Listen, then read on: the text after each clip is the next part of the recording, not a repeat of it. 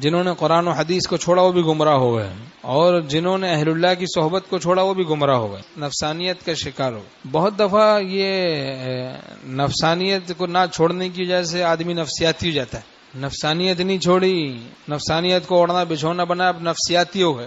نفسانیت تھی، ظلمت تھی، لیکن اصلاح نہیں کرائی، اب وہ نفسیاتی امراض کی طرف جا رہا ہے۔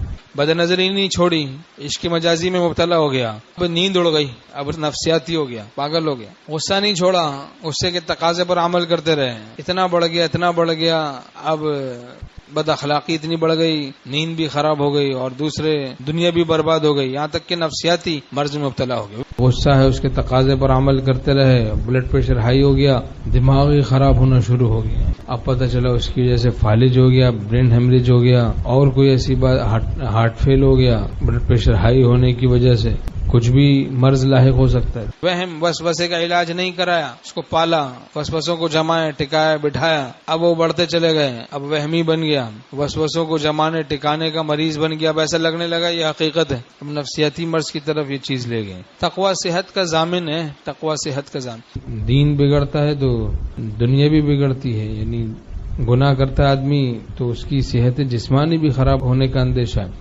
بدگمانی نہیں چھوڑی، بدگمانی بڑھتے نفسیاتی ہو گیا، بدگمانی کا علاج نہیں کرایا، اب ہر کسی سے بدگمانی کر رہا ہے کہ فلاں مجھ پہ جادو کر رہا ہے، فلاں مجھ پہ سحر کر رہا ہے، اور فلاں میرا دشمن ہے، فلاں میرا دشمن ہے۔ بدگمانی کا مرض جن میں ہوتا ہے، اصلاح نہیں کرواتے، بڑھتا جاتا ہے، اللہ تعالیٰ سے بدگمانی شروع ہو جاتی کچھ وقت کے بعد۔ ایسے لوگ ہم نے دیکھے، اللہ میاں سے بدگمانی۔ ایک آدمی نے روزہ رکھا، اب کوئی بلا آ گئی، لوٹا منہ پہ لگا دیا پانی کا، کہتا ہے اب رکھا لے روزہ۔ واہ بھائی واہ، نہ رکھ بھائی، تو روزہ نہ رکھ، جیسی کرنی ویسی بھرنی، نہ مانے تو کر کے دیکھ، جنت بھی ہے دوزخ بھی ہے، نہ مانے تو مر کے دیکھ۔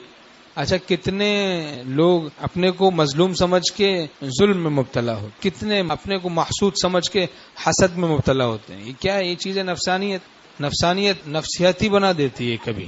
ہاں، نفسانیت علاج نہیں کروایا، اصلاح کرانا ضروری ہے بھائی، فرض ہے اصلاح کرانا، اپنی اصلاح کرانا ضروری۔ وَذَرُوا ظَاهِرَ الْإِثْمِ وَبَاطِنَهُ، اللہ تعالیٰ فرماتے ہیں ظاہری گناہوں کو بھی چھوڑ دو، باطنی گناہوں کو بھی چھوڑ دو۔ تو ظاہری گناہوں کو بھی چھوڑنا ہے، باطنی گناہوں کو بھی چھوڑنا ہے۔ یہ تکبر ہے، عجب ہے، کینہ ہے، بغض ہے، حسد ہے، بد نظری ہے، حب جاہ ہے، حب مال ہے، یہ سارے گناہ ہیں۔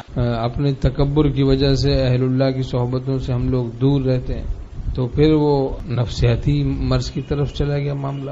اس طرح سے بہت سے امراض پیدا ہو جاتے ہیں۔ تو اپنی رائے سے جو علاج چاہتا ہے تو پھر شفا نہیں ہوتی، کہ کسی شیخ